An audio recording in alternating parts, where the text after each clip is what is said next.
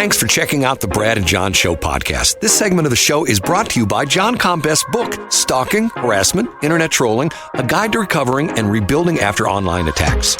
It's a great reference if you've ever been the unfortunate target of a social media attack.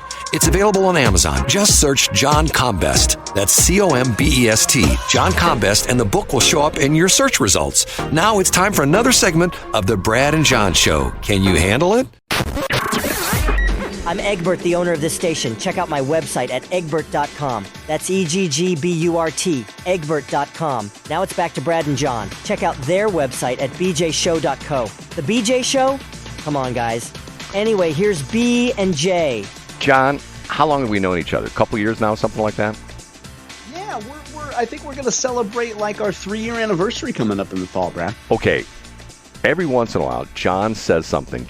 Something comes out of John's mouth that I go, what? And yesterday was one of those moments where John was telling me he's going to be on a trip. Can I talk about this? Yeah, I'm not going to talk about it for a while. No, but we can talk generally. Yeah, I don't like people knowing where I'm going or when I'm going anywhere or anything like that. But we could. What should we talk about the state capitol? John made I don't want to give people my travel details. No. Right? John made a comment that he's with sometime this month. How's that? Is that okay with you? Sometime this month. Fine, whatever. John is traveling to Jefferson City, and John is Mr. Political Insider, knows all this stuff, and then he says, I'm not an insider, but I appreciate that. I know some things, but I'm not an insider. Go ahead. Then he says, I haven't been to Jefferson City in 15 years. And I went, what? You haven't been to Jefferson City in 15 years? What is that all about? I have no use to go there. I went there for a friend of mine passed away a few years ago, a guy named Steve Walsh, and I went to his funeral, his memorial service, which was there. But Brad, now let me ask you a question, as well as you know me. Why would I go to Jefferson City? Well, because that's where it's all happening. That's like somebody saying, I love country music and I'd love to be a country music artist, but I would never want to live in Nashville. It's going, well, hold on a minute now. That's where everybody's at. You know what I mean? Well, I didn't, but I also didn't say that I love Missouri political culture. No, I mean, you've never heard me say that. And here's what I could do.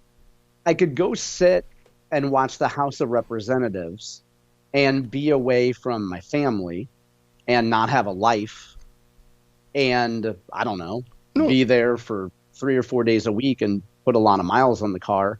Or I can, I don't know, start a website where I view dozens of Missouri political news sources and then read the information. And I'm not sure which way I'm going to go, but I'm leaning toward the second one, Brad. I'm leaning toward the second one. But John, as a tried and true journalism with 2 useless degrees, a bachelor's degree and a master's degree, how many times I've told the story of me spending several days and several nights up in Ferguson and Delwood area. People don't even know where Delwood's at, but up in the Ferguson, you would know where Delwood's at. After spending several days and nights there and actually being there the night that the verdict came out from, what was his name again? Bob McCullough, when the riots started. Yeah.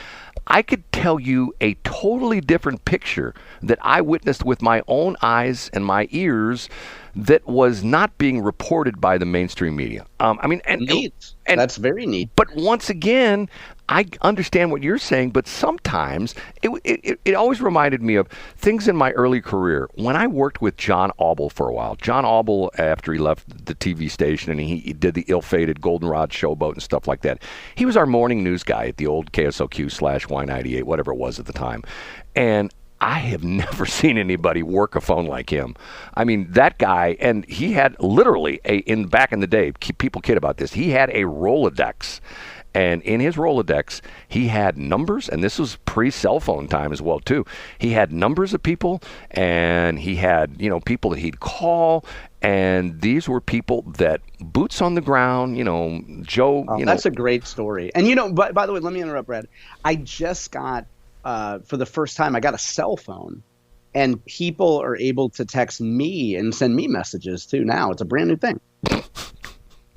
Well, my favorite thing about this, Brad, is that I started a website in 2001, and here's what you go through when you start a website. 90% of people get it, and 90% of people are like, "Oh, it's a website where he links to Missouri political news stories and not press releases and not Facebook posts and not Uncle Edna said that they might be raising the taxes." But a percentage of people, Brad, would come to me and say, "Hey, look, I got an idea for you, John. I know you're doing a Missouri political news website, but you should also add cooking recipes. Yeah, it'll be a lifestyle blog." Well, and I smile and nod and say, "Oh, that's a great idea. Yeah, I should add some cooking recipes to my Missouri political news website. Or I could travel to Jefferson City and stand in the gallery and hold my manhood in my hands and watch people argue. Or I could live a normal civilian life and I could read, I don't know, 4 or 5 dozen news outlets every day and then report it on my website." Well, John, it's funny you should bring that up because on this very radio station, we have 3 shows that we run after we get off the air. We run 8 to noon. 8 to noon is Armstrong and Getty, which I think is one of the best political talk shows in the country. And I will say that, against, Sean Hannity, all of them. These 2 guys are very good. Then in the afternoons, we have 3 to 6. We have Markley, Van Cap, and Robinson. 3 dudes, or Robbins, not Robinson. 3 dudes, different generations. One's a boomer, one's an X, one's a Y, whatever the heck they are, is millennial, whatever like that. And 2 shows I love. The show I'm not real wild about is Eric Erickson for 2 reasons, and this goes exactly what you said. They even use it in one of the promos. The guy comes on, "You're listening to Eric Erickson. He's the inside guy in politics, and occasionally he gives you a recipe." I'm going like, That's great. I don't care about cooking. And the other thing that Eric Erickson does, he goes into Bible thumping. Okay, look, I get it. There are a lot of people in the political party of the Republicans that are tied very closely to the Bible. And I will say 2 of them, Rick and Tracy Ellis. And they are like, God but the irony to me is they'll go like, love your neighbor unless they're a rhino. You know what I mean? Instead of now hold on a minute. Aren't you mixing things together?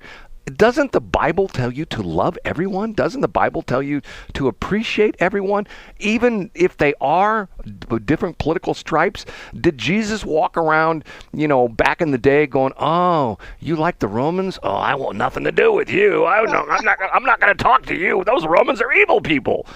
See, this is what I don't get, and I'll never understand this concept of how you can be so polarized and just bizarre, weird stuff. Okay. Yeah, and I agree. And let's go back to your original sentiment, though. First of all, I want to acknowledge I appreciate you making that observation and that commentary, and I do think that it's a great suggestion. And if I don't know, if I was childless or I cared about having people come up to me and say hi, or I wanted to sit in the house gallery and try to stay awake, I think that's a wonderful suggestion, and I appreciate you sharing that with me. Well, Brett. No,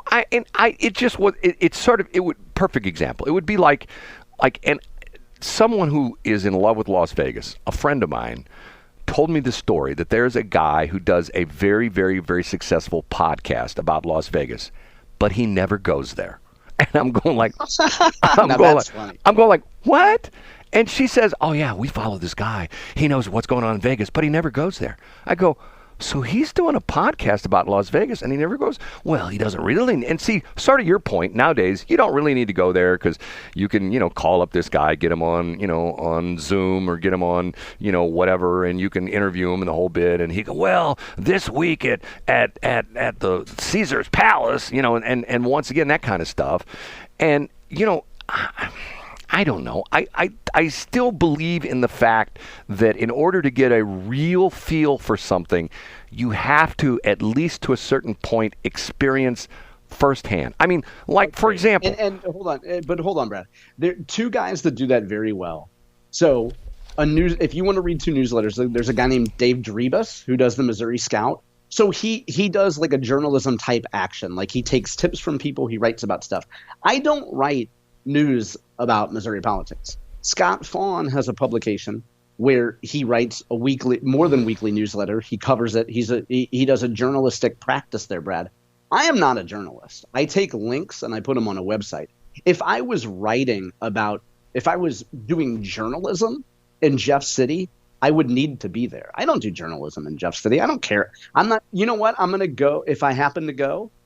And I guess that's out of the bag now. If I happen to go to Jeff City, I'm probably not going back for another 15 years. So I don't need to be there. Well, see, once again, one of the problems I see is that once upon a time there was a huge press corps that covered Jefferson City, and now the press corps is a handful of people at best. And it's, once again, I say that you've got to be on the ground. And not only that, you got to be, if I threw out the name Madison's, you know what Madison's restaurant is all about? Yeah, it's been there forever. One of the watering holes of like all the the inside people there. Okay, move on from that. Okay, Jennifer Granholm. You know who Jennifer Granholm is? Yeah. Now, was she Minnesota or Michigan? What state was she from? I can't remember. She was the governor or something like that. One of the M states. She's the energy secretary now. Okay. Josh Hawley has sliced and diced her. Now, first off, I am no fan of Jennifer Granholm because of the fact that the Department of Energy. See, I say the government is ruining so many things that have made this country great with all this goofy, wacky, global warming, global climate change stuff. Now, once again, I'm a guy who would say, when you drive down the highway, do you want to see big smokestacks belching out black smoke? No, I don't want to see that. Do you want to see people, back in my day, you and I talked about this before, up in North County, there were subdivisions that literally had the sewage ran into the creek. Am I kidding about that? Yeah, that's true. Sewage ran into the creek. Okay, we've come a long way, but it's to the point where, what's the old saying? If you're a hammer, everything looks like a nail. That's it, yeah. And the idea being these legislators and these administrators, they just keep going at, we're not going to do this. The latest thing I heard, like, once again, an edict from the White House, by 2029, all vehicles in the United States shall be required to have automatic braking. In other words, the idea being is if you're coming up on somebody that's stopped in the intersection and you don't see them, you're paying attention to the girl in the short skirt coming out of Breadco, like the guy who hit me years ago. Automatic braking. Okay, once again, every goofy thing that the government says is supposedly mandatory in cars makes them more expensive, and more importantly, makes them harder to repair if they can be repaired. Already there's a whole situation now that if you have a windshield repaired on certain cars, used to be the guy comes out, he cuts the windshield out, puts a new windshield in, you're done. Now there's a whole thing where you got all these sensors in the windshield. They have to be reprogrammed, and they have to have a guy with a computer do it. I'm going like, okay, this is getting a little bit over the top. Anyway, the point was, she was in front of our buddy Josh Hawley. And Josh Hawley asked her specifically if she had any stocks in her personal portfolio that had to do with things that she governed. She said, no, I saw this. No. Yes, I did see this. Right. And she said, no stocks. Then apparently Josh Hawley and his staff discovered she wasn't quite telling the truth.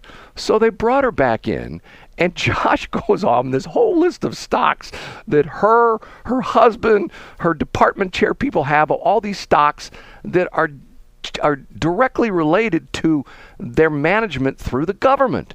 And she's like doing my husband had Ford Motor Company and we didn't know about it. I'm going like, okay, hold on a minute. I mean, if you get to the point where she was a governor or whatever she was, and you get to the point where you're going to that high level, don't you think somebody from your political party or an attorney firm or something like that, you should call them up and go, okay, look, I don't want to be called in front of a congressional committee and be made fun of. You audit me and tell me what I have to be concerned about. Here's my stockbroker. I'll give him a letter that, he can tell you anything he wants. How in the world do you miss stuff like that? And then she denied, well, it wasn't intentional. But once again, it's to the point where, like, isn't there a point where you go, Jennifer, guess what? You lied to a Senate hearing. You're fired. I mean, if you worked for a company, like back in the day, if I worked for McDonnell Douglas and I did something where it was detrimental to the well-being of McDonnell Douglas, and I denied it, and then the boss called me in and said, Brad, you said you didn't own stock in Martin Marietta, and we found out you own 100,000 shares in Martin Marietta. You lied to us. You know what the boss is going to say? Dude, yeah, you're gone. Get your stuff and get out of here. Don't let the door hit your butt on the way out the door. Why do we allow this kind of stuff? And I know people are going to go... But also, this has been well documented, but look at Nancy Pelosi's trades. Right. Like if you just follow Nancy Pelosi's portfolio, Like, you outperform every index by a significant margin. Well, the crazy thing is, time after time after time after time after time, you see these people go, state rep, I mean, even on a state level, state rep, state senator, U.S. rep, U.S. senators, people like that. They go to Washington, D.C., they have a couple cars, 22 square foot home someplace. 10 years later, they're driving a Ferrari. They got $10 million in the bank. They own real estate. I mean, like, even the Bernie Sanders types, who's like a devout socialist who is against capitalism. Bernie has, 3 houses? Some crazy stuff like that? Yeah. Now we're getting into, I know that this is a populist argument, Brad. We're getting a little bit into, if you're a Democrat or Republican and you get elected to D.C., Brad, you made the argument last week that you just happen to be around a circle of people who's making a lot of money, who have a lot of ideas. Some of them will be swings and misses. Some of them will be home runs. So you're putting yourself around people who are probably making a lot of money. And it just so happens that as you gain that knowledge, when you leave office, critics would call it a revolving door, but you could say you're using that information that you gained in your elected office to better yourself and your family. Well, that's true, but once again, I mean, it's just like the thing with the situation with the teachers. If you're on Dave Ramsey's top 5 list of millionaires in the United States, don't cry poor to me about how, I'm a teacher, I don't make any money. I mean, once again, how in the world did Dave Ramsey come up with a list with 5 top millionaires, and one of them's a teachers, and yet, dude, and teachers, we don't make any money, and we work those hard, long hours, and blah, blah, blah, blah, blah, blah, blah. It just drives me nuts.